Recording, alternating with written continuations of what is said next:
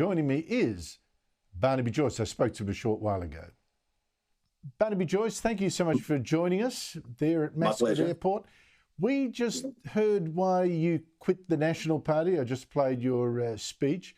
What we didn't hear today is why you haven't then immediately joined One Nation. I'm told that is the eventual plan. Why not do it today? No, well, I haven't actually finalised that decision, Andrew. I'm strongly considering it, with a shadow of a doubt. And I'm very, considering very strongly, obviously, the Senate, because I've told the people of New England for some time that I won't be standing for New England again. And but I haven't finalised it. And if I had finalised something like that, I would announce it. But it's not finalised, and you just want to take a bit of time to cool down and go back to the country. And once you get back on the place, your head clears and you see things in a clearer form and a better form. And that's what I would like to do. What does One Nation offer you that the Nationals do not? Well, I think that the big issue is that my relationship with the leadership of the Nationals in the House of Representatives, had irreparably broken down, as they say about some marriages. And it was becoming sort of, dysfunctional. And I was believing that I was turning into a bit more of a bitter person that I don't want to be. And the best way, if you're in a dysfunctional relationship and you can't resolve the issues, is to get out of the relationship. And so that is really the primary driver. As I've said, there's no myth about this. We know, obviously, that they want generational change. When at the end of the election, which referred to me, that's really code for go.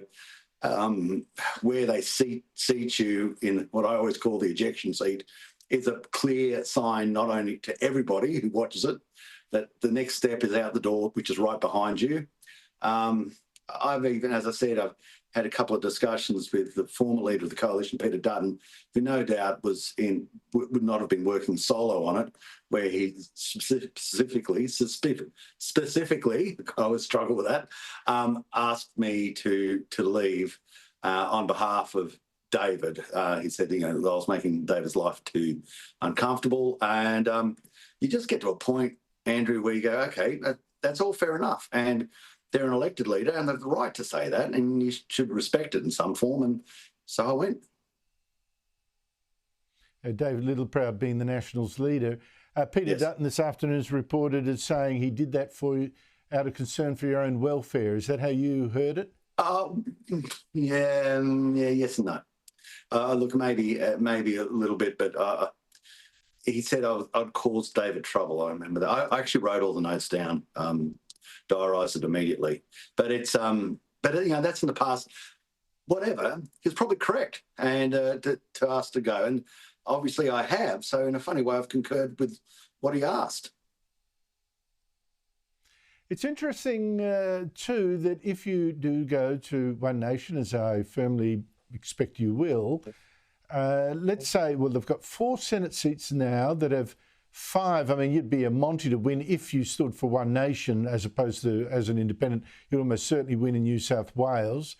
Maybe add one more seat. I don't know, Tasmania with Pauline Hanson's daughter. That's 6 seats.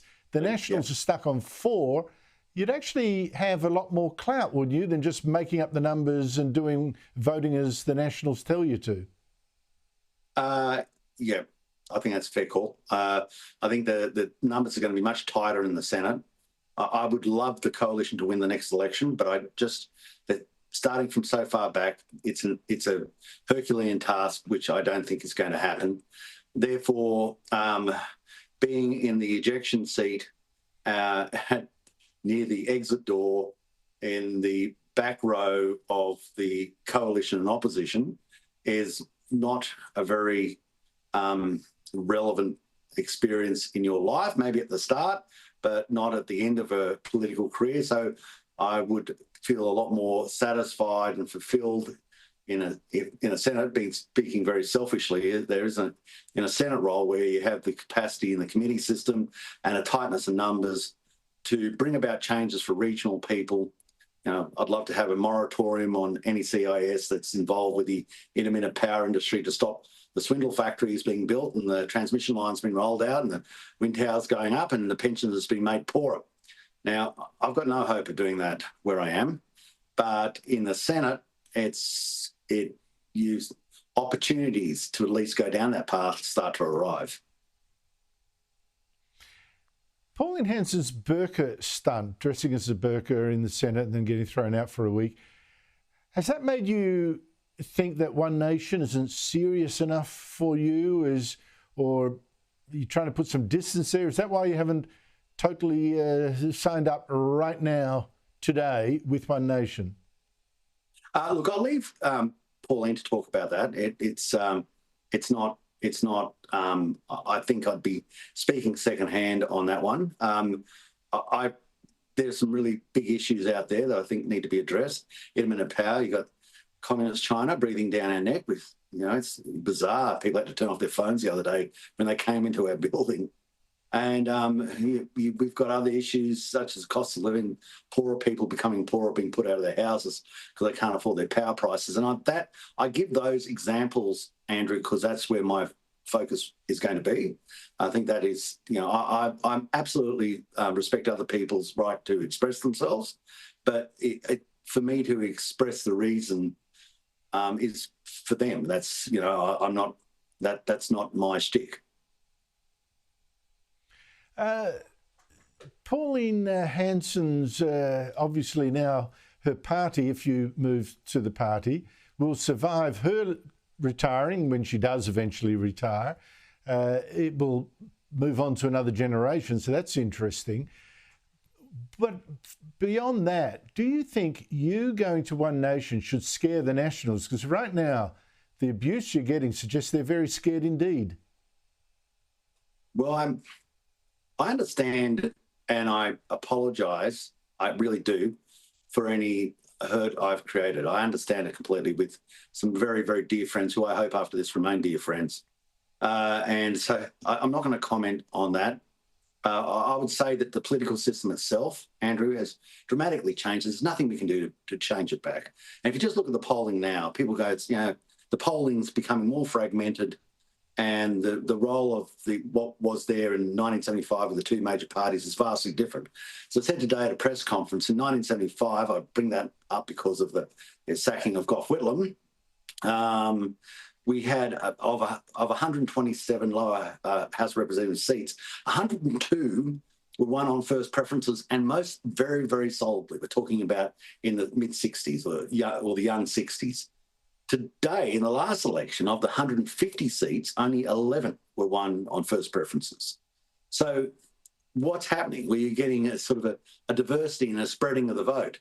And so I think that all parties have to contend with that and have to realise that. And if you don't when you look at it again, as another example, the Labor Party, with just shy of 35% of the primary vote, got 62% of the seats. And the Coalition, with 32% of the vote, got 29% of the seats.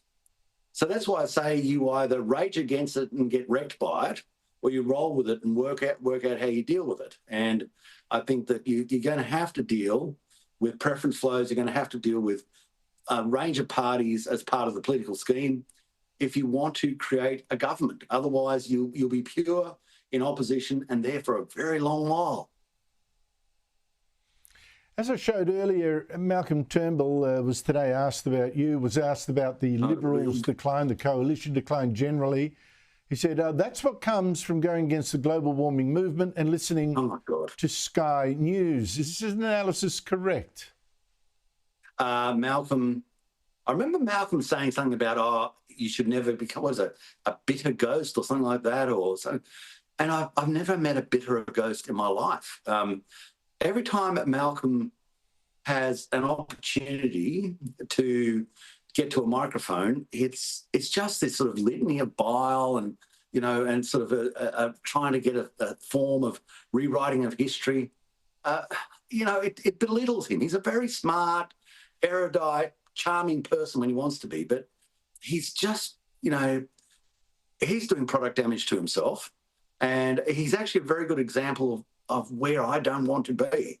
And it's I just wish Malcolm would pay more attention to the better angels that I know he has, and less of this sort of retrospective vitriol.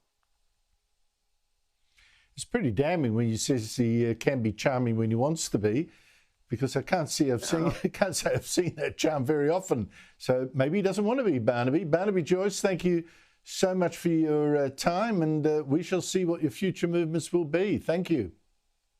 You're welcome. Thank you very much.